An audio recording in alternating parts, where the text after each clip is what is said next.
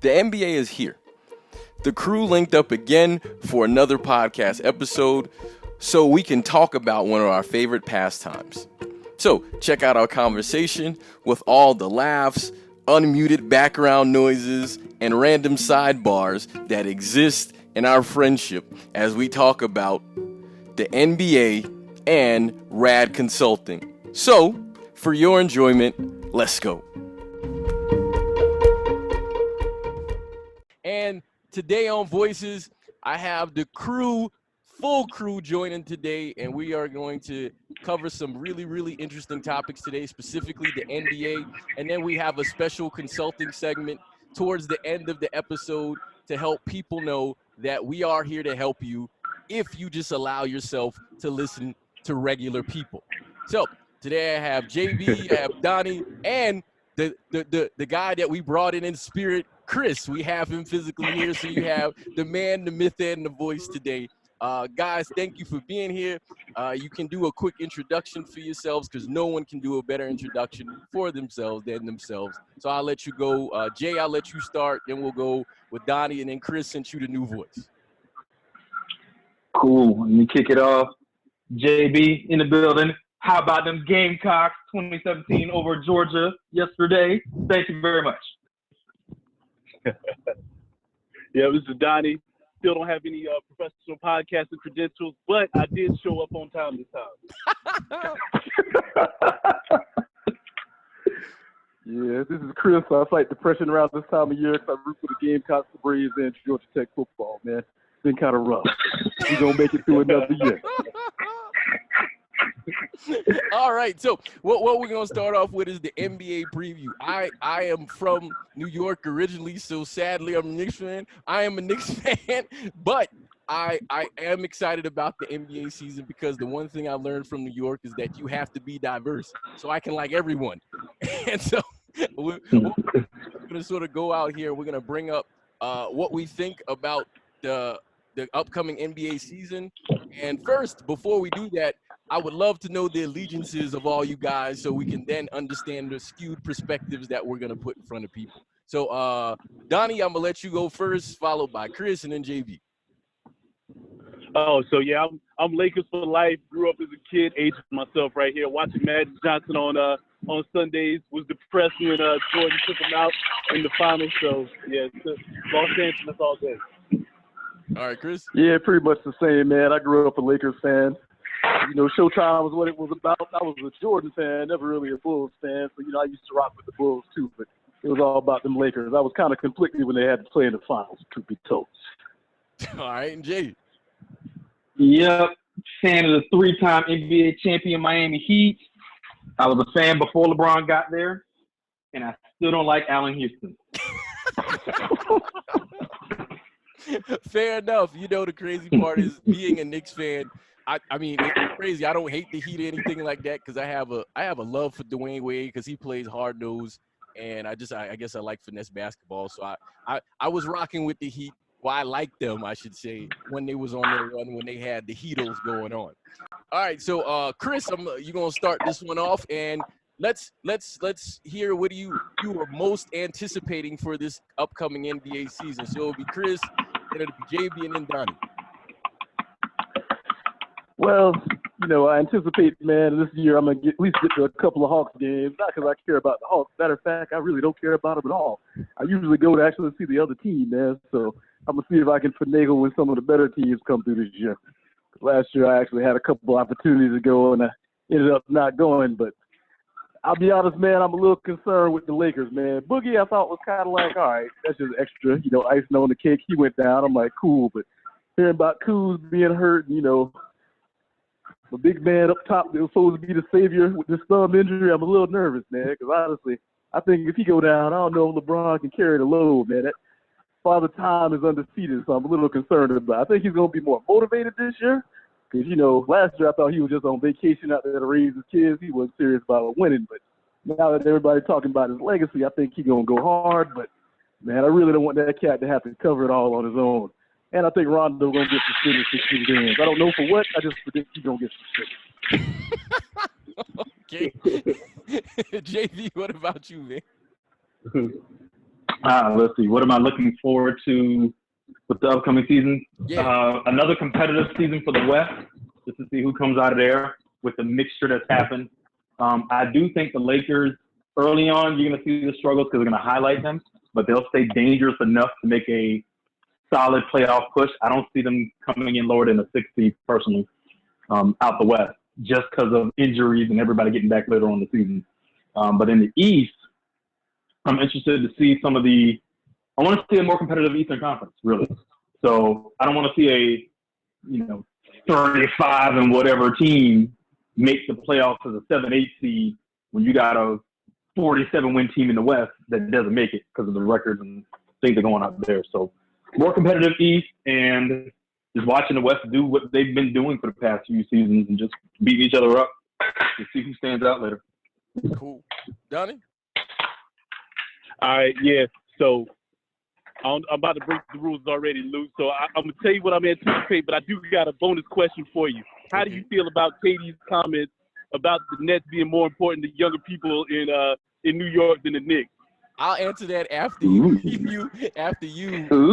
give your point, but that's a solid one. I like it. All right, cool. Yeah, man. So I think like what I'm looking forward to the most, this is like the most unpredictable season I can remember in a long time, right? Like I think it's not like knowing who's gonna be in the finals, where like every other year I've watched the NBA, I'm like, all right, these two teams will probably end up in the finals, right? So the playoffs are gonna be super unpredictable.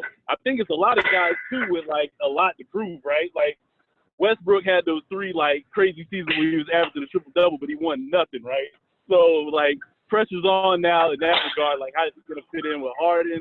And I think LeBron, yeah, like Chris alluded to it earlier, like I think a lot of people just like forgot like this guy's like an iconic basketball player. And it like I was looking at the preseason the other night, he still got the spurt. So I think like if he like goes out and goes wire to wire, he has a chance to win another MVP. So if he comes out and gets another MVP and the Lakers win the title, this is the Lakers fan of me talking, right? Like, it's undeniable what this man's legacy is. So I'm just looking forward to seeing how that goes. All right. And so to answer your question about KD's comments, the first thing about KD is that I think he's an all-world amazing basketball player. And I think he's playing a little bit with a chip on his shoulder. You got to think about the things that in the criticism he's dealt with recently, changing from OKC to Golden State, and then just sort of like kind of looking like he threw shade at Russ, and then sort of linking up with Kyrie and leaving Golden State, even though Golden State showed that they had love and an affinity for him. And so then to go to New York, and after all the stories come out that he didn't even give the Nets a meeting. He just picked the Nets because essentially Kyrie chose the Nets and he just wanted to play with his homie. For me, I don't knock what he's saying because Donnie, you actually was with me 1 year in Brooklyn. Well, for my birthday, we went to New York to watch a Chelsea Man City game, and we went to the Barclays. Yeah. Like New York is different now than it was before, and so like Brooklyn, I'm from Brooklyn, but Brooklyn is like represents the new New York, and so him talking about them, the Nets representing the youth, I can agree with that because the Nets are like the old guard. I mean, not the Nets, the Knicks are the old guard. Like Madison Square Garden is the most quote unquote famous arena in the world. In my opinion, I agree. But I mean, the Knicks haven't put a product on the floor and they sell out all the time. So literally, no young person is going to see that. So that means that the Nets, which is motivated and sort of when they were created, was sort of inspired by Jay-Z, big influence of hip hop with Brooklyn and Biggie. Where it is, it's literally in Flatbush, downtown Brooklyn, and like it's literally in an iconic location as well. Just sort of the look, the feel of the team. It's meant to appeal to younger people. And so with that being said, it is my opinion that I'll agree with him on that it does resonate more with younger people. But I mean, being a true New Yorker, no New Yorker is going to outwardly be like, yo, I'm pulling for the Nets over the Knicks. Not one of them are going to do that. None of them are going to do that. I'm never going to do that. Like, I'm from New York and I'm a Yankees fan, right? Hopefully they make the World Series this year. They win number 28. And you guys have seen me when I'm in full Yankees mode. Like, I'm full on that's all the way New York. But I live in the real world that, the Mets might be decent. There's other good teams. But the nostalgia, the New York, of New York, right, is rooting for the Knicks and the Nets. I mean, the Knicks and the Yankees. That's in the freaking Giants. It don't care. It don't matter if those second teams are good. It's like basically F them. This is the old guard. But if the other team win, yeah, we'll do a little golf clap for you. But this is still a Knicks city. That's what they're gonna say. I mean, I don't know if it's right, but I know that's real.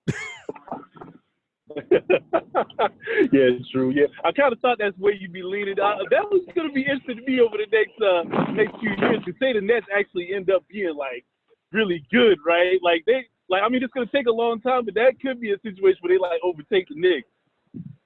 Well, and winning, I think they will. They won't, man. This is what's going to happen. It's going to be Boston and the Nets in the East Finals. They're going to sign Chris Childs to a one-day contract. He's going to two-piece Kyrie in that broken eyeball. Put him out like the last 2 games, and they're going to lose. You know, the funny thing is they showed a picture of Chris Childs in the barbershop, and he had a T-shirt on of him giving Kobe the two-piece, which I found to be hilarious. I'm like, like, why are you doing that? Highlight his career. Chris Childs, Hall of Famer? Nah. NBA champ? Not so much. I two-piece Kobe. and the hilarious thing is too. Go ahead. Oh, go ahead, man. My bad. Go ahead. Oh, I was gonna say like, you know, Kobe like my favorite player of all time. But I saw something on ESPN. I don't even know why it came up. ESPN be running with some crazy stuff now, but they were like, yeah, yo, Chris Childs snuck Kobe. I was like, yo, how you sneak somebody but you hit him in the face? He caught that two-piece, and everybody want to be on his side. Now, you know, the funny thing is, and I'm going to be honest, I have the comparison of Kobe and Jordan. Like, I'm being honest, I didn't like Michael Jordan at all. Like, I respected who he was as a player, fantastic player. First 3 final titles and stuff, yeah, that's cool, whatever, F him, I'm a Knicks fan. But when he came back after the thing with his pops or whatever, I had a lot of respect for him because that's something hard to come back from. And so I acknowledge that he's one of the greatest players that I've ever seen. But, I mean, you guys already know how I feel about time in general, so I don't think there's any such thing as a GOAT. But other than that, I just look at it and I'm like, you know, I felt that way about Kobe. I didn't like Kobe early. But when Shaq left and Kobe went through his problems and he came back from his Colorado situation, I'm like, I'm a rock with Kobe. But it was also because, and I'm being honest, when they played the Celtics in that first finals and lost to them, and I saw how obnoxious Boston fans were, I'm like, yo, I need the Lakers to beat them every time they play them. Yeah, I agree, man. Don't ever let Boston win nothing. Ever. Y'all notice how all those Boston fans that popped up out of nowhere that you never heard of, because they were rolling with either Paul Pierce, Ray Allen, and KG. All of a sudden, you don't hear from them about being Boston fans anymore? I'm going to say it again. There's no such thing as a black Boston fan. I was up there to line that up. I needed somebody to say it. Oxymoron. Well, you know, the funny thing is I've been to Boston a couple of times, and this, like, literally Boston is just like, it feels it's a really small city, and it feels like basically it would be a suburb of New York, right? That's what it feels like. It don't feel like a big city, and I'm not disrespecting Boston at all, but yeah, it's like whatever to me. The next question, right? So because Donnie brought up a point that I think is pretty valuable, and I think JB alluded to it a little bit too. No, I think JB alluded to it. He was talking about like just having teams with like bad winning records and making the playoffs. So an opinion, and JB, I'll have you start us off, followed by Chris and Donnie. Do you think the NBA would be better served by having the top 16 records placed in the playoffs, or the top 16 teams with the best records, or continue with the East-West Conference for playoff seasons? Mm-hmm. Now, I think the top 16 is a better look because it gives teams that have put in the work the opportunities. So, like, there was one season where the Phoenix Suns had a better record than the 7th and 8th seed in the East, but they were out of the playoffs. And I'm like, that could have built onto that franchise to do something even greater today in a snapshot because of them being a playoff team potentially. So I think your best 16 teams, no matter where they are, would be the ideal matchup. Now, the argument that comes with that is when it comes to the playoffs, it comes to distance. So if Minnesota's playing anybody, it's already a trip by itself. But let's say Miami is lined up against Portland. We're going clean cross country for the games to be played. Or if you have it where the majority of the playoff teams are all out west, well, the games started like 9 o'clock, 9:30, maybe 10 o'clock for the East Coast on a weekday. Or they have to start earlier, which means people on the West Coast will have to watch the game or get off early, like 4 o'clock to watch it. So there's pros and cons from a travel and a television standpoint, but there's also that potential of you get the best 16 teams by record in the league going for the title versus, hey, you won just because of where you were lined up with in our division alignment or conference alignment. Right. Chris, what about you, man? Yeah, I do the 1 through 16 too, with the caveat that if you're gonna do that, you're also gonna change up how they do the draft lottery, man. Because my whole thing is, if you have that, you're gonna have some teams that are gonna be ass out. That's true. That's true. Donnie? Yeah, so I mean, I'm about to talk out of both sides of my mouth. So I guess like from a basketball fan, like the 1 through 16 like would be the best. Because I'm thinking that situation JB talked about that might actually happen this year, right? Because like you look at like say like a team that's like on the fringe of making the playoffs in the West. Well, on the fringe might be generous, right? But like the Pelicans, they got a nice team, right? So like who's the best team in like the Southeast? Like Miami probably, right? Like, but there's some garbage teams in the East. That like the Pelicans, like if the Pelicans play in the East, like I think they could be like a 6 or 7 seed, right? So like you'd rather see like the best teams play, but like from like I guess the business of basketball, like I don't even work in the NBA, so I don't know why I'm going here, but I just like business stuff at heart, right? Like I think like the ratings would like be all jacked up if you didn't like have some kind of like geographical element in it. To add a point to that is markets as well. The East Coast markets, I believe, are bigger and have a larger viewership. So the NBA actually runs a risk of losing money as well from like advertisers and stuff like that if you don't have enough East Coast teams actually playing in the playoffs. All right, so we're going to shift to the next one. And I think, Chris, you're going to lead off this one. I think you might have made a mention about it, but I think this is really, really phenomenal. This Zion Williamson, absolutely phenomenal athlete, right? And he clearly is a good basketball player, but I'm going phenomenal athlete, right? And so I know we've been around to watch a lot of hyped guys come in, and they're like, yo, they're up next. And I think it's interesting that there's a new guy that comes up at the tail end of the guy's career to kind of take over. So like at the end of Jordan, Kobe was starting to sort of show up of Kobe is the next dude, right? And then as Kobe started to sort of get into mid-career, then you had the LeBron is the next dude. And so now as LeBron is starting to head towards the twilight, even though I have no idea what the twilight of his career looks like since the dude's still putting up crazy numbers, Zion. So what is your opinion of what Zion will be this season and in the future? And do you think it's really fair, the hype that he gets? And my question is based on that top 100 thing that I had a problem with, but I do understand. So I'll let you go, Chris, then Donnie, then JB.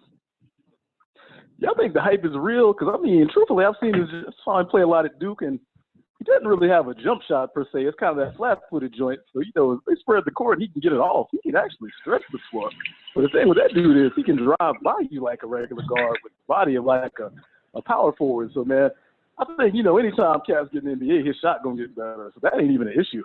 Because even Julius Randle, who he was compared to, man, I saw that joker in Kentucky. He didn't have no J, but now he got like a nice 15, 16-footer too, man. That's just something they can teach you at work. But I think his biggest enemy, man, and I say this as somebody that loves Papadour, that crawfish etouffee, because that brother look like, man, if he mess around and skip a few gym workouts, man, he's going to show up looking like the old Barkley and not the young round mound of rebounds. So, because they said that joker was already put on some pounds after the draft, man.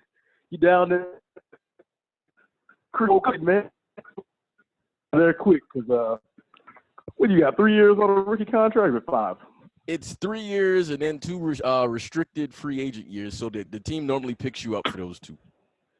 Now, I think if he's smart, I think he probably bounce after 3, man. Because I see the Pelicans putting something together, but if they don't change that format, they ain't really gonna be successful. So I think if he getting like a decent market, man, with a good team, I see his career blowing up. But Like the I don't Knicks. know if it's gonna be the same if he stay there. Yeah, truthfully, man. Or better yet, New Jersey, just to throw some hate out there. Hey, man, shut up. Ain't no team in New Jersey. It's in Brooklyn. Jersey, Brooklyn, whatever you want to call it. But, yeah, I'm still thinking about the New Jersey bit. Yeah, I think he'll be all right, though. Like I said, he got the athleticism, but, man, he actually – I think Cat's underrated handles, man, because that's the thing I was impressed with it, too, how he can get to the rack at will. So, yeah, he'll be all right. All right, Donnie. Yeah, so I'm kind of like up and down on him, right? Because like one day, like like I was thinking in my head, right? So everybody's like, "Oh, Zion, this and that. He's like a generational talent." But I'm like, all right, what is he like in your mind, like compared to like somebody like say like Ben Simmons, right? Like I think Ben Simmons is like significantly better. Like I mean, that's just my opinion. I ain't an NBA scout, right? And like he's got more size on him. He just like has like a better skill set, right? But like the preseason games, he did look better than I thought he would. Like, I mean, that Chicago one, though, like everybody kind of gassed that one up. They were like, oh, yeah, 29 points, 12 for 13 from the field. But if you go back and watch that game, like probably like 8 of those field goals are like fast breaks, like 2-on-1 situations, right? Like he's not going to get that like every night in the NBA. But I think there's like the talent there. I think like his first year, if he can like average like say like 17, 18 points a game, maybe like 7-8 rebounds, like that's a win. But then at the same time, like I think he's got like some like I mean, like one guy like I compare him to is like Tyreke Evans, right? Like his first year, like he came out, he's kind of like same size, same play style, right? But then he like fell off after like they figured him out. So I think he's gonna have to like add a little bit to like get to like that, like kind of like, oh, this guy's gonna be face of the league kind of level. That I don't see that yet. Okay, JB. I think Zion's the greatest thing ever. He's gonna win a championship in year 2. No, I'm kidding. Generational talent, I'll give him that. He's exciting to watch, and that's what draws the casual fan to watch the NBA is the highlights. So he can make an Instagram post pop or a Sports Center top 10 go off because he brings a highlight most games. Now, from a purist standpoint, he's got some great hustle because you don't see guys snatching at the ball or snatching the ball away from people at most levels, let alone NBA. Yeah. His hustle on getting put back is something that's starting to make its way back into the league.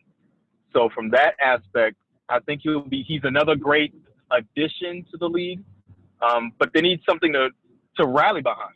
You got your stars, but you need that next rookie sensation to kind of make the league go. But the funny thing is, and this happens every year, everyone hitches their wagon to one, and then another one shows up that you weren't thinking about. So, like, yeah, last season, like, DeAndre Ayton was the number 1 pick, and then you got all these other folks that pop up, but it's Luka Doncic that lights the league on fire. Right. And then you have Trae Young being a close second, and no one was thinking about him. So Zion's going to make his noise. I think Ja Morant's going to make his noise because he's the number 2 pick, and eyes will be on him. But there's somebody who you haven't heard their name enough yet, but as the season progresses, they're going to be like, yo, look at this guy. What has he done? R.J. Barrett's one of those people that come to mind for me. The Knicks. Because it's a different level in the league. Remember when Vince Carter came in the league? We're like, okay, when he was in North Carolina, he did all right. He's in North Carolina. But he jumps in the league and literally is jumping out the gym. We're like, where did this come from? R.J. Barrett, to me, has that potential. Yeah, we know he's supposed to be able to shoot, supposed to be able to do all this other stuff. We haven't really seen it go off yet. You might see it not early on, but over time, he might be the guy out of his draft class. Okay, and I'm hoping he's good too because Knicks tape, man, Knicks tape. All right, so the next thing that I think is a point that people had issues with last season, and they probably won't change it all because they do it for ratings. But the MVP award announcement at the end of the season, I think that's absolutely bonkers that they do it that way, that they do it after the playoffs, because then what it does is it skews sort of the playoffs, because then if the guy who they think was the regular season MVP doesn't get his award until the end of the year, then you're like, hey, man, that doesn't equal. And people are really, really short-sighted in their opinions, and it's whatever's recent. They want to have the person who performed in the playoffs best to be the MVP as opposed to the regular season guy. So that's why you had the Harden Giannis issue last year. So, Donnie, this is one you jump on first. Do you think the MVP and basically all the awards should be announced at the end of the season instead of the playoffs, or what would you is your opinion about that? Ooh, that's a tough one. I don't know if it's just because I'm a traditionalist or what, but I think I'd leave it the way it is now, right? Because I think like MVP and all that stuff, like that's like those are regular season awards, right? You're looking over a guy's like 82 game body of work where like somebody could, kind of be neck and neck, or maybe like laying in the weeds like during the season, and then like have a really great playoff run, which that could happen for like different circumstances, right? You can get a team where you got a favorable matchup, you get to play them like 7 times or whatever, you might like look better than you actually were during the season, right? So I think like I'd leave it the way it is now, like regular season awards and then just announced during the conference finals. All right, JB. I think the MVP should be announced at the end of the regular season like it used to be. That way it keeps a clear cut. All right, you're the league MVP after the regular season, because they announced the finals MVP right after the finals at the game. So I think it should go back to having it in that format. That way, like you mentioned, how people are short-sighted. By the time we go around to, the finals being over, I'm not thinking about who was the league MVP based off their regular season play, because all I can remember is what just happened in the finals. So I think giving folks their praises as the regular season ends from an MVP standpoint should go back to that. Plus, it kind of brings that extra oomph into the playoffs. Like, okay, you're the league MVP. Let's see how you take your team in the playoffs to do X, Y, Z. So that's just my take on it.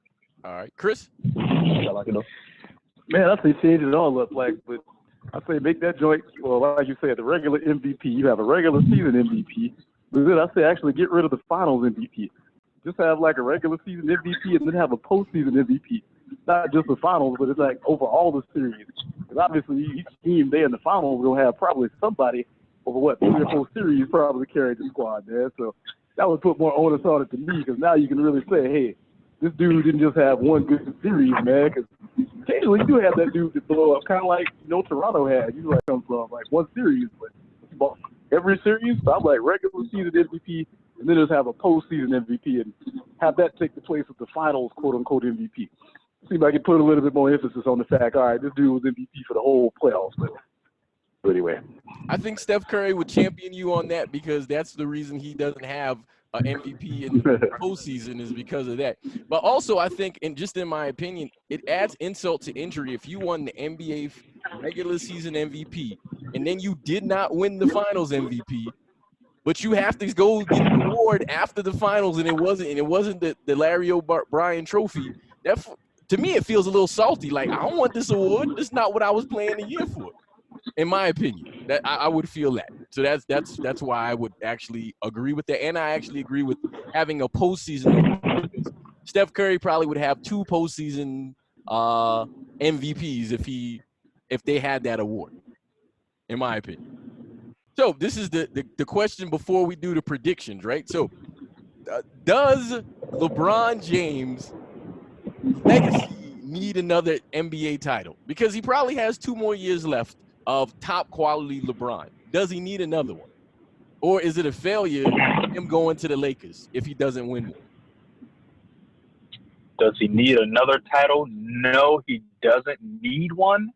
It would further enhance already a great career if he does get one in LA, but he doesn't need it. And the reason why I say that, because there's some top 10 lists, I saw this morning, that he's about to, by the end of the season, he's projected to move up on that list. Like, I think it was like 4 or 5 different categories where it moves up. The biggest one being moving into 3rd all-time in all-time scoring. Wow. So that's on the table for this season, depending on how the season plays out. So making those moves, I think, are more monumental than him getting another championship. All right, Chris. Instead of the email, what was the question? All right, so does LeBron James need another title? And if he doesn't win a title in LA, is his time in LA a failure? Nah, man. I mean, the way I look at it, he got there last year, man. He really had no support around him. So, I mean, I don't think anywhere he's been, I mean, except Cleveland, man, you look at him kind of carrying it. Had Kyrie, they won the title.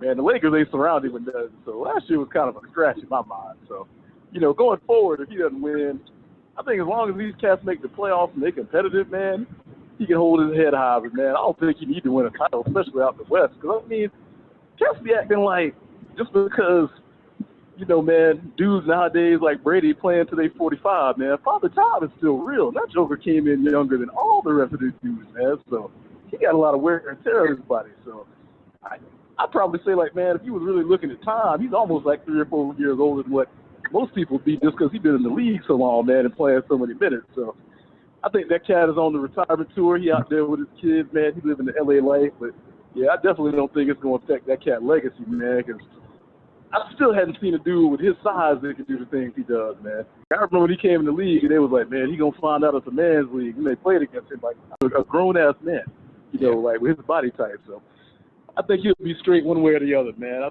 Truthfully, I don't even think to him I know he talks about being better than Jordan. I think that's just a competitor in him, man. I don't think that junk really bothered him that much. He'll be somewhere on the boat and happy regardless. So. Drew, Donnie, what about you, man? Yeah, man. So, yeah, I think my thing is, right, like the question I would have in response to the question, would it influence LeBron's legacy?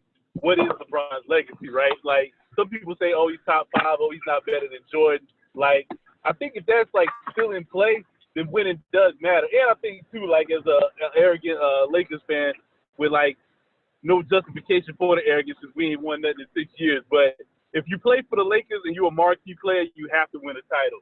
So I think with both of those things on the line, like, it does impact it. And then, like, I guess I'd just be interested, like, how you guys felt about LeBron's legacy. Like, where is he at? Like, is he on the Mount Rushmore, as he would say, of basketball?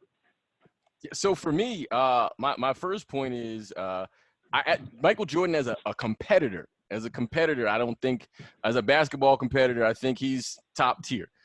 But I think it's unfair to compare Michael Jordan and LeBron because, one, they play different positions and they have different basketball mentalities. Michael Jordan was like, give me the ball, I'll do whatever. Oh, you guys happen to be my teammates, I give it to you if I can't do it or if I'm forced to. LeBron James is about, hey, I'm going to lift everybody up and I'm going to still get my work in, which to me, if people ask the question if he would start a basketball team with Michael Jordan or LeBron, I'd start one with LeBron, and I'm being absolutely honest, because LeBron has more intangibles than Michael Jordan does. Now, as a team leader, and I'm being absolutely honest about this, I think Michael Jordan's a better team leader. But he also needs an A1 or a next person because he's shown that without that A1, he can't – well, not that he can't, but he hasn't – there's no record of success without that. Because if we go to North Carolina, because we can say, well, in North Carolina, that North Carolina team he played on was stacked, man. He had NBA Hall of Famers on that team, so there's no way he didn't have a sort of another person with him. And for Jordan, until Scottie Pippen emerged as the sort of the A1 to him, and then you had Horace Grant, who was a premier top-tier defensive guy and rebounder, and then you had Tony Kukoc, who at the time was the best European player in the NBA. Then Dennis Rodman, one of the greatest defensive players of all time. Like, you have too many great top-tier legacy people next to Michael Jordan, whereas LeBron is – How dare you leave out Luke Longley, Australia's five. Man, if you don't get out of here with that. So anyways, I look at LeBron, and LeBron he was able to find success, but he wasn't able to achieve the pinnacle of success without a guy that was basically his contemporary, because Dwayne Wade did it before him. And I give Dwayne Wade as one of the greatest two guards that ever played the game. So as far as LeBron's legacy as a man overall, I think his legacy is greater than Michael Jordan. But I think Michael Jordan's NBA legacy will forever be greater than LeBron's because of the lore that he created. Because he basically helped create LeBron James. Jay, I'll give you a chance to Jay, I'll give you Huh? Jay, I give you a chance to go ahead and answer or follow up to what Donnie said. Why y'all laughing? What I missed? Yo, Chris, that's you typing the email. No, I'm sorry. That's me crushing the bag up. My fault. I don't think I knew that.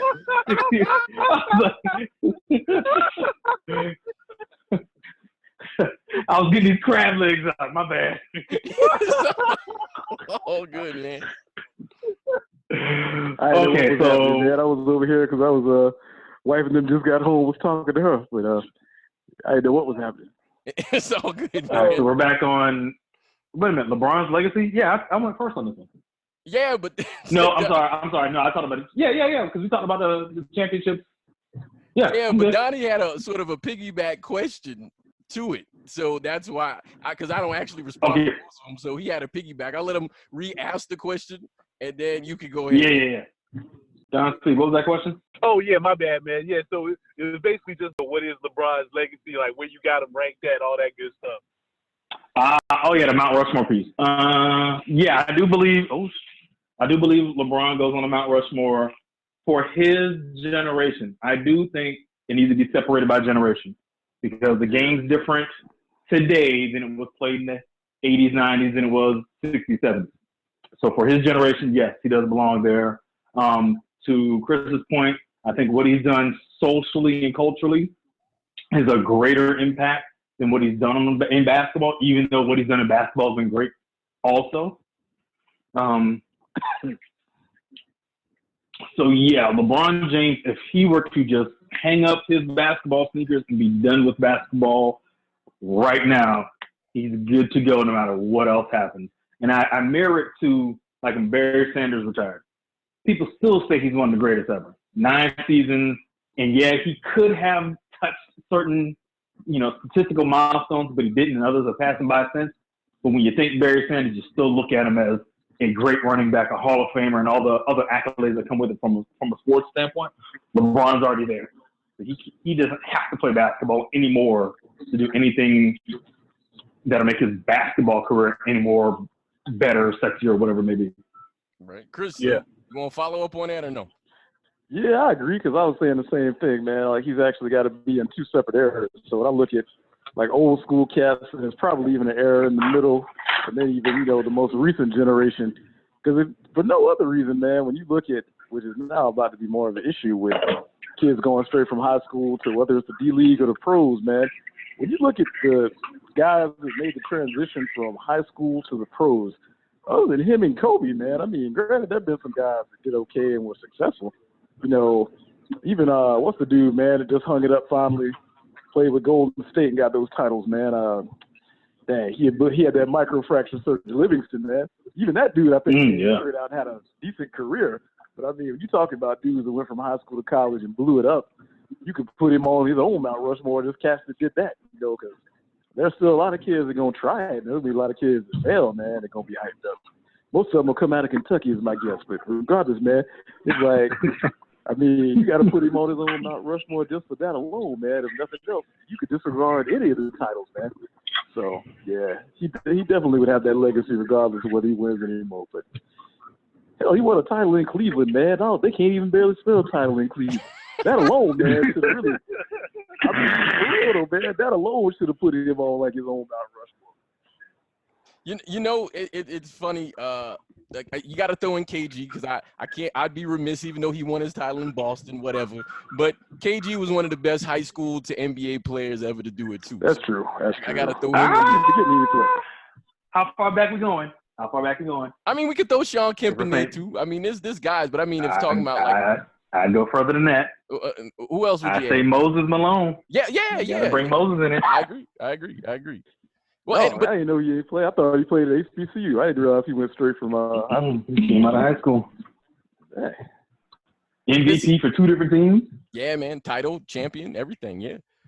it's just interesting because it's just sort of the way basketball is set up. So, I have a quick blurb. I think we should have a quick blurb on this part, and then we're gonna go into the sort of the playoffs, right? So, or playoff predictions. But Chris made a mention or kind of alluded to the proposition that just passed in California. I did a podcast with a couple of guys who played D1 football, and they chimed in on their opinions, and they said what they had to say about that. So what is your opinion? Because the first thing is that narrative about the proposition where the student athletes now own their image rights. And so they're allowed in the state of California to be paid from their image from this, whenever the law, I think it goes in effect probably 3 or 4 years from now, but whenever that goes in effect, they'll have that. And people are like, oh, that's crazy. And they keep misconstruing the school paying the kid versus them being paid for their image. And people, I think, are just having sort of a conservative old school thing about that. So I think, so JB, you will be first on this one.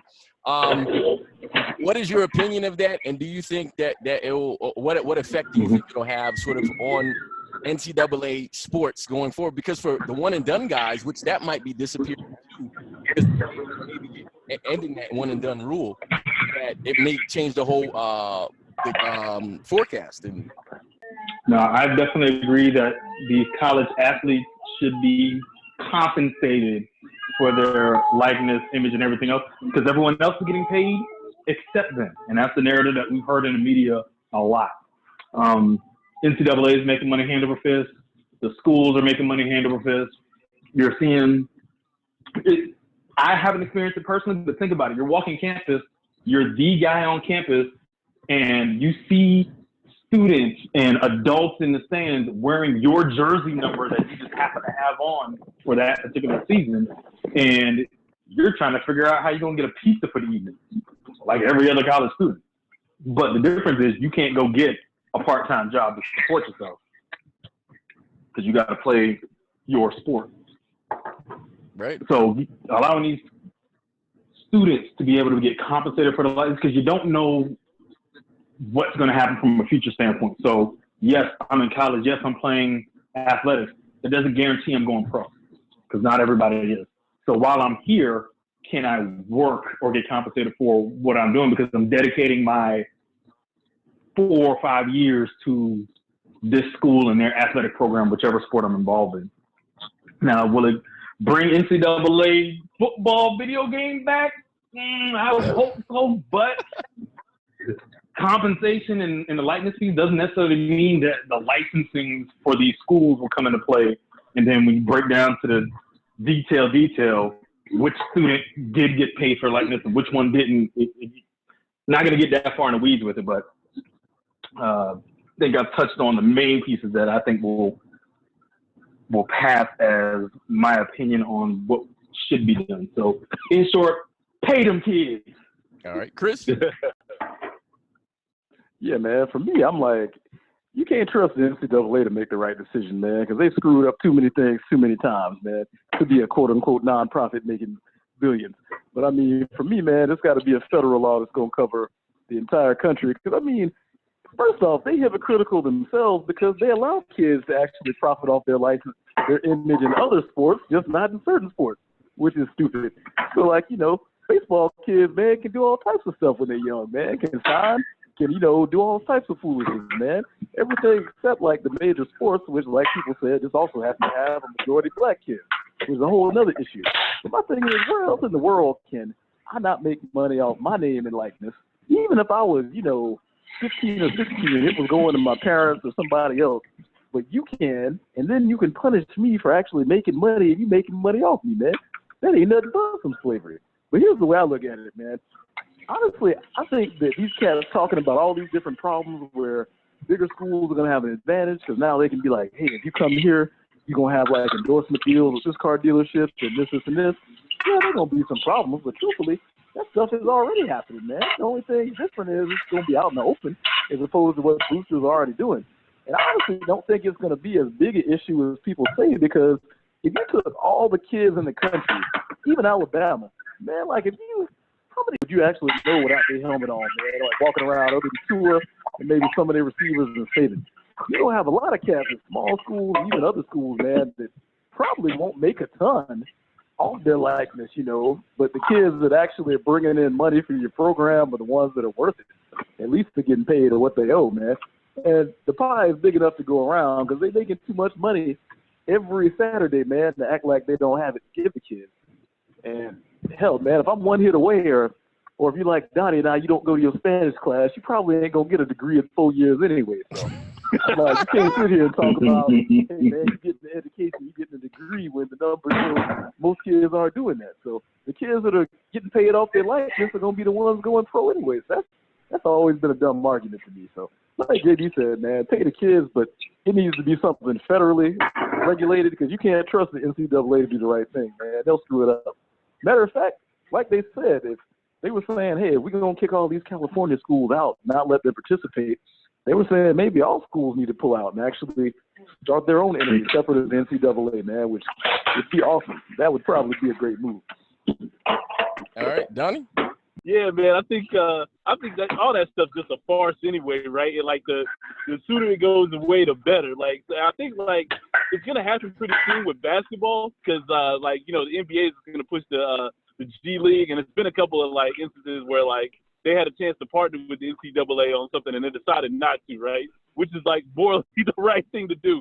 And I think like to Chris's point too, I noticed like California passed that law. I think they said like the next day, like there's legislation in Florida and in South Carolina to like get pass that same kind of law. Like when have you ever seen politically like California and South Carolina on the same freaking page, right? So I think naturally that's just what's getting ready to happen. And I mean, it's like starting to go in the right direction. The only reason I say it's like not like 100% the right thing to do is just like, you know, like they really should just have like under 21 teams like European soccer has for like the NBA and the NFL. And like if you want to still have NCAA sports, that's fine. But like, you know, it's a joke, right? It's like I mean, like they're selling dreams, you know what I mean? So it shouldn't be around in my opinion. All right. Hey man, I'm gonna interject. Did y'all hear that rumor though that the NCAA's clapback to that was they was trying to go back to like the archaic, like y'all remember the days, man, like back when Kareem got to UCLA and like he was a freshman and they didn't allow freshmen to play varsity, quote unquote. Yeah. They've been talking. Yeah. Somebody said that the NCAA considered restating that. So like if kids getting the likeness, they'll know what it's like. I don't know. It didn't make sense. Like it's a trial run. You get in and you can't participate your freshman year, which I think everybody said was pretty stupid. They were talking about it on Celtic and Wingo, like, man, it doesn't even make sense to do that. But they had actually talked about doing it, which again, I don't get the rationale behind it. Yeah, what's gonna happen if they do that? Like somebody's gonna be smart enough with enough money and gonna say like, hey, I'm gonna start this league. I mean, LeVar Ball tried it. I mean, however you feel about LeVar Ball, I think he actually was right on that. But like somebody's gonna come in and say like, all right, look, I'll pay you $200,000 to come play in this league if you while you can't play college or something like that, or while you're waiting to go to the NFL, and then like they're done. Like if they try to make like any kind of move like that, they're finished. Well, they actually, if you think about it, there's already kind of infrastructures in place to do that because the only sport that actually will be affected by such a you have to sit out rule is NCAA football, because in basketball they can play abroad and they can play G League, so there's a way to circumvent NCAA basketball. Football is the only one because the NFL has that 3-year rule. So what they can do is McMahon has done it, and people saw this and said, "Oh, that's stupid," but it might be sort of a evil genius for Vince. Vince is offering $50,000 a year to play in the XFL. Now, if the NCAA makes that rule where you can't play your freshman year, then all those freshman guys, because Vince doesn't have an age thing, I don't think, so those guys will just go play, make $50,000 in the XFL, and then go to the NFL. Like, that's what they'll do. It all comes back with CTE, boy. They got to change a few rules, but I agree.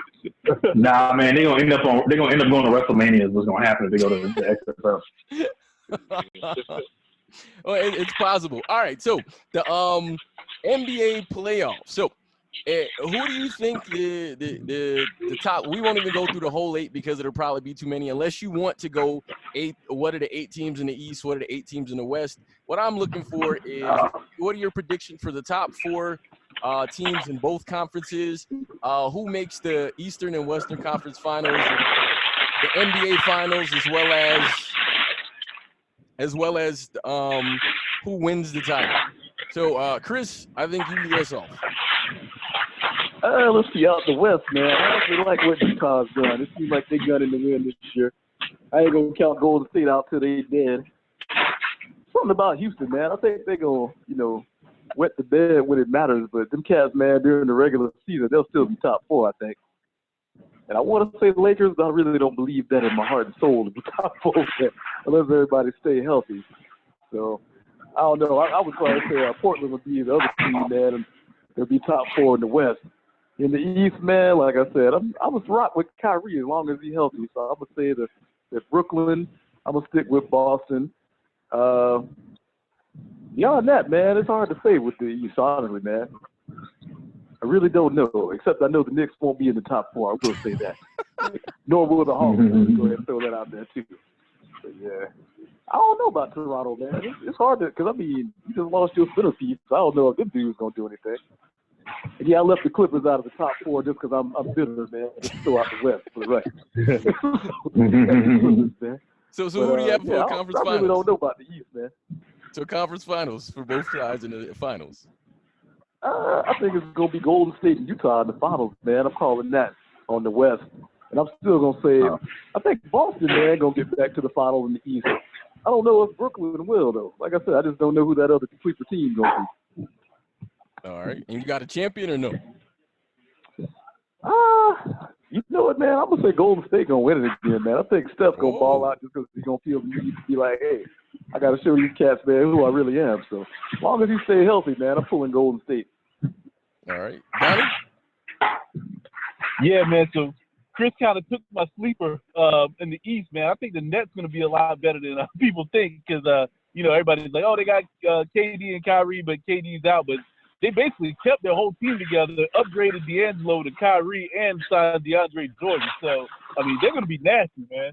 But I think the team is going to win, like, coming out of the East. I've been saying it for a while. I think Philadelphia. Because, they were like one rim bounce away from going all the way themselves. Like, they got unlucky. Don't trust the process, Daddy. It's all going.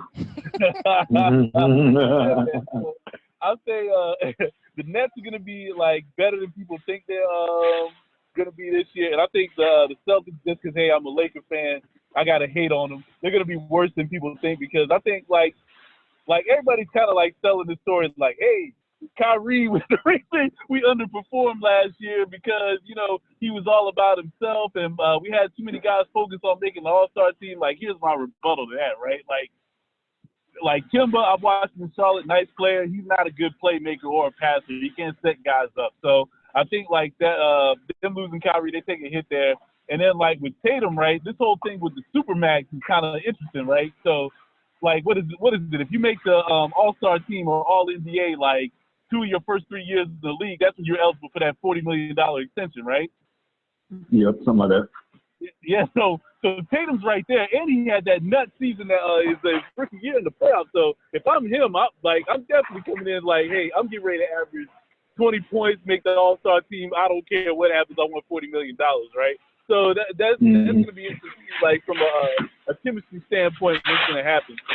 So on the East, I think like conference finals, I'd say like Philly and Milwaukee. Philly will win. Brooklyn's going to go farther than people think. On the West Coast, I think Houston's going to have the best regular season record just because, like, their style of play, and I think, like, Westbrook's going to have to chip on the shoulder. Same thing for Harden. Like, people forget kind of like Harden, like, said basically the guy had, from an efficiency standpoint, one of the best seasons in NBA history, and everybody kind of hates on him, right? So he's got something to prove, so I think they're going to put up crazy numbers. When it comes to playoff time, I think they are going to, like, fade away. So, like, it's kind of like up in the bay. I think the Clippers, they're going to obviously do what they're going to do, but I think another note on them, and this might be more Laker hate, I think they got some toilet bowl offense potential because, like, who do they got that can shoot, like, consistently, and who do they got that can, like, set guys up consistently? That's neither Kawhi or Paul George's strengths, right? So I think they're going to have to count on their defense. So But I mean, there's definitely still a threat to make the finals. But I'd say like finals would be Lakers 76 would be my pick, and then Lakers win it. All right, JV. All right. So I will go opposite. I'll start with the West. So in the West, my top four, Golden State, definitely. I like what you guys are saying about Houston, so I'll put them in there. I'm putting the Clippers in, and I'm going with Denver as my fourth pick out West. And not to be fourth, but just 4 teams, I'm picking Denver. But I do believe Utah is a lot stronger this season, so I expect them to make a solid playoff push. Portland is still Portland, so Dame Dollar, he's dropping bars and buckets. Yeah. So be ready for that. But yeah, Denver, Houston, Golden State, and the Clippers out West. In the East, I'm picking Miami, and Miami. Nah, seriously though, I'm picking. I like Brooklyn, Philly, Boston, and then you can't leave Giannis out. Milwaukee's still a threat, and a strong threat at that. So if I had to pick my finals team, I'm going with Golden State out West, but I wouldn't be surprised if Denver actually does it. But I'm going with Golden State out West, and I'm going with, out of those, personally, I'd rather have Miami win it all, but if I had to pick out those 4, I'm a bit torn because it could go Philly, Milwaukee, or Brooklyn, but I'm gonna say Milwaukee. I'm gonna say Milwaukee, and here's why. I think this might be that year that the jumper that Giannis allegedly does not have shows up, and it just gets unreal on that side because they got some extra help defensively to help him out. So it's not like it's a one-person show. So I'm going Milwaukee, Golden State, but Golden State wins it. Hey, man, Steph goes off. Drafted Porter. Is he back healthy? No. Yes, he is. He's back. Murray's still balling, and Jokic. I mean, he's a unreal center. So think of a 7-foot big man who can play with his back to the basket, but passes like a guard. That's what he does. Is Porter that good though, man? Because like I said, I didn't see a lot of him in Missouri before we got here. I really don't know. No one really knows. He's been touted that, but I'm like, you're going by, like you said, that portion of a season in Missouri in his high school career. But no one's, if you go off potential, he's supposed to be, but no one's seen it yet. What is his true position? He's like a 7-footer. He always shoots 3. Small forward, I believe. Oh, okay. I'm baffled in general by the number of NBA players who can't shoot in a league that loves shooting. That part really gets me. Ooh. So I'm not going to talk about a top 4 at all because I think all of your picks are really solid. I actually I appreciate the respect that Golden State is getting because you don't get rid of a champion until they show you they're not there anymore. But I am shocked at the number of NBA players that can't shoot in a league that literally shoots all the time. Like, that actually shocks me. So when we think about those types of things, we're going to shift to the final segment of what we're focusing on. And RAD Consulting exists because we want people who are celebrities to know that if you have a regular friend, that they can normally save you not only time, effort, but embarrassment and money. And so this company was started by Reginald Osdood, right? And he felt the need to have normal people contribute to his consulting agency to talk about people who are celebrities who make mistakes. And he sees that if they had a regular friend in their life, or if they just called RAD Consulting one time, that they wouldn't have problems. So my topic today that was sent to me was Antonio Brown, phenomenal football player. And RAD Consulting said, what would 4 regular guys say to this guy about his behavior that he now is no longer in the NFL and has lost the potential of, and correct me if I'm wrong, around $50 million? Is that right? I think it's 30, but yeah. Okay, well, we'll go with 30 because, 50 is not enough, right? So, like his signing bonus was 20-something or whatever guarantee was 20 or 30 in Oakland, right? Yeah, it was like 20-something in Oakland. It was 9 in New England. So, yeah, it added up around 30. Whatever that number is, added up to 30. All right. That was his guaranteed money. That wasn't his entire contract, right? That was the guaranteed money. Okay. Yeah. So that I think that's probably where I get the $50 million, because that's him actually getting paid as well for playing. So I think JB, you started the last one. So Chris, what would your regular guy advice? What would be your RAD advice to this person if before all of these things happened? So they wanted to leave Pittsburgh. They didn't want to stay in that team. They ended up in Oakland because I guess it was a vengeance trade to send him to Oakland. He was released by Oakland, ended up in New England to then be cut. What would you have advised him to do? The same thing I would tell the POTUS, man. Hey, if you're going to be responsible, man, delete your Twitter handle. Because that's really where most of your problems have come, man, just saying stupid stuff. So I'm like, hey, go to Instagram or do something else on social media, man. But do not, under any circumstance, post anything on Twitter. Because half of the stuff he did, when you're tweeting about the organization and doing stuff, man, stuff that'll get you fired, really, in corporate America anyway. It's like he needs the thrill, man. I'm like, dude, enjoy the thrill or whatever you could do with the money, being in the league, man, but you don't really need the notoriety, man. That ain't exactly helping. And so I would have definitely told him, hey, man, get rid of the Twitter handle until you figure out how to use it responsibly. Because it was really, man, when you think about it, between him texting this chick or whatever, or him having all the Twitter stuff, man, that's where a lot of the stuff came out, man. Matter of fact, sound like New England was going to rock with him until he actually texted the chick and threatened her, man. So, somebody just need to take the brother's phone, man, or get him on, like, one of them Walmart plans where he actually has limited minutes, one way or the other, man. So he starts putting out foolishness. All right, Donnie, what about you? What would you have advised him in the early moments of these events? So in my experience in consulting people, I always say you got to be proactive, right? So you got to go back to the beginning before we even saw like the actual like outcome of the problems, right? And here's where AD messed up. Well, like one of three areas he messed up in. Number one, if you get rich, you don't know anybody anymore that you knew before you got rich, man. Like the girl you was talking to, like, hey, we went to college together and I'm a personal trainer. Guess what? I'm worth $30 million. I ain't answering your calls, girl. Like, come on now. Like,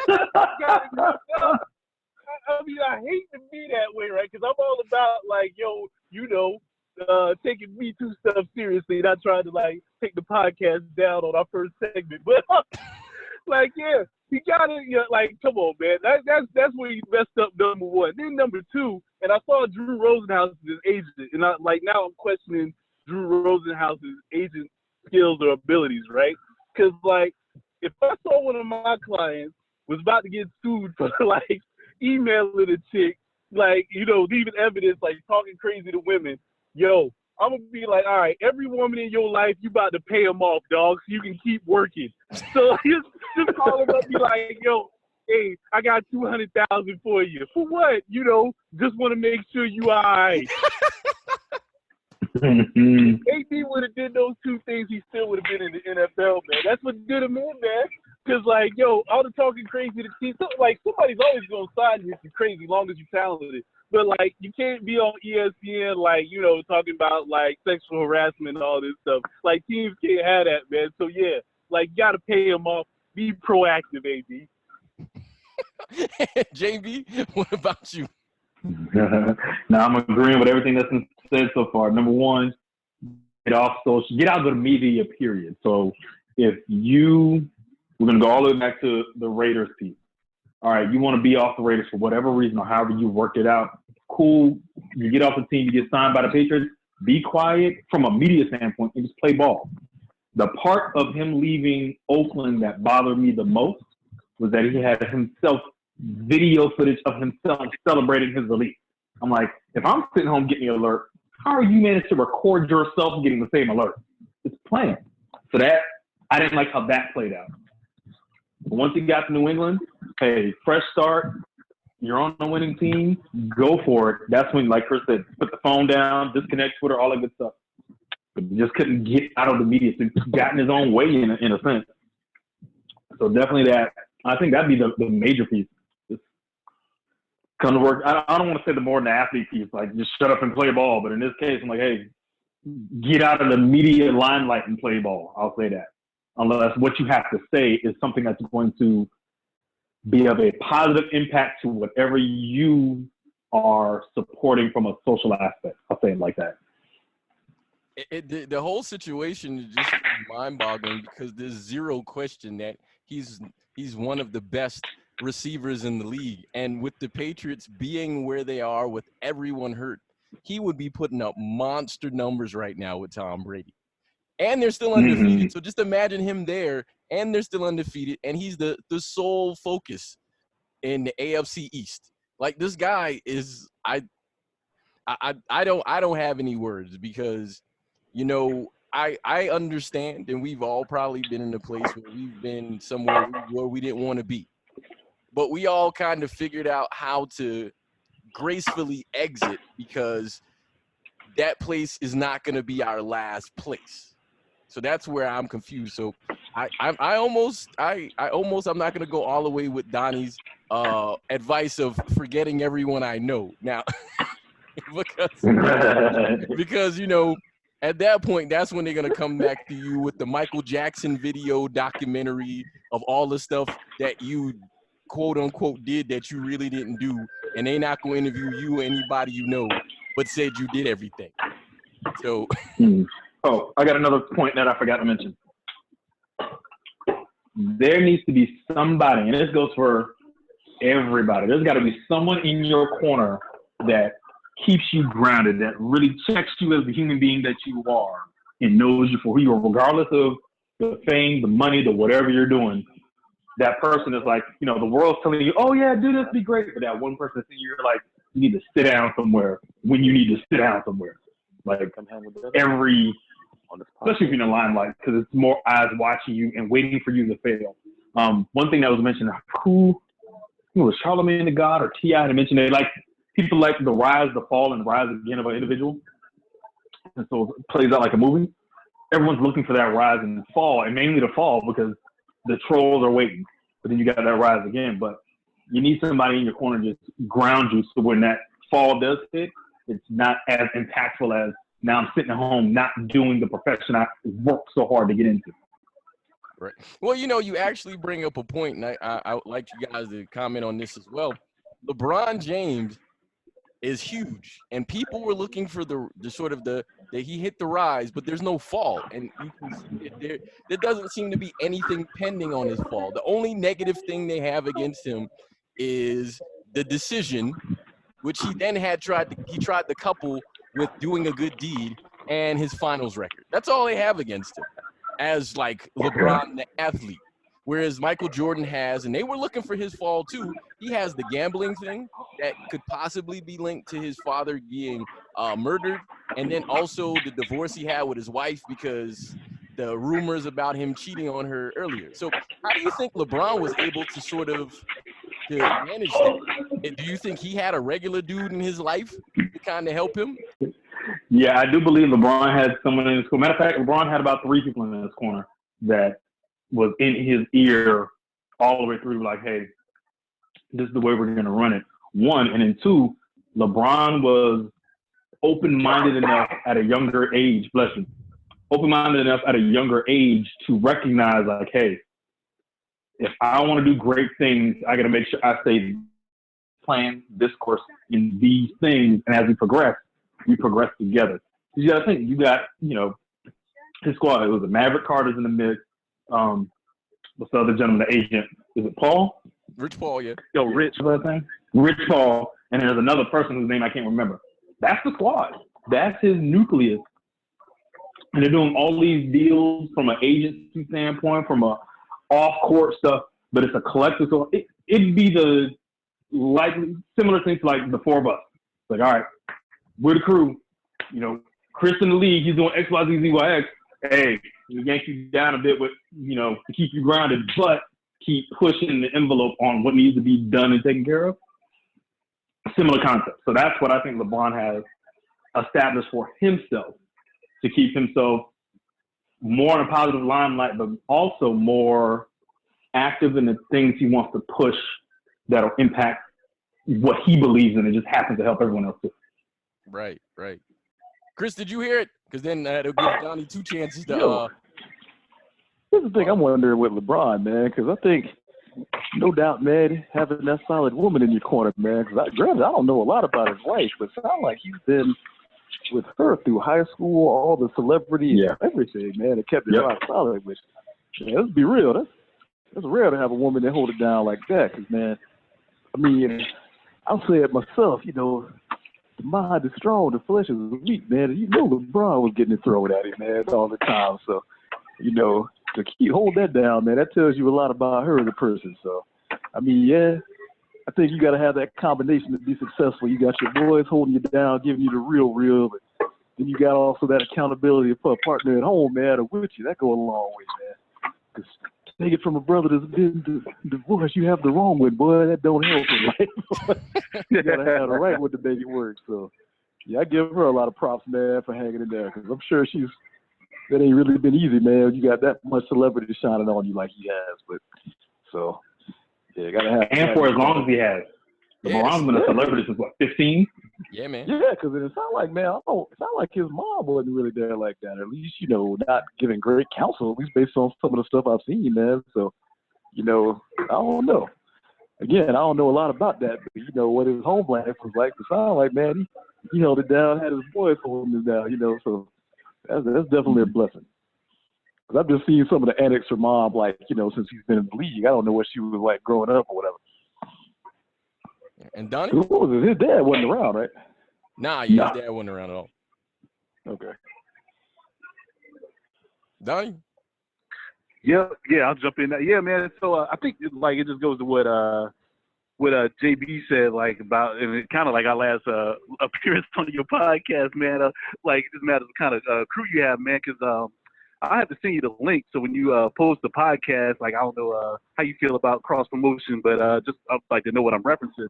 So like Rich Paul did a podcast maybe like 2 or 3 years ago, and like, you know, like they asked him, like, you know, hey, what was it like knowing LeBron growing up, and then like what kind of stuff was on their mind, and like he really went into like, hey man, we just know it's a world beyond like what we came from, like the hood and everything, right? Like he was talking about like how he really was the one that pushed LeBron to make that joint venture with Liverpool, and like how like they were just really set out to like just change the legacy of like their you know, kids and everything going forward as far as like wealth, opportunities, all that stuff. Like that was really heavy on his mind. And like Mavericks had interviews where he's talked about the exact same thing. So I mean, these are like the 2 guys that are in LeBron's ears saying this stuff, right?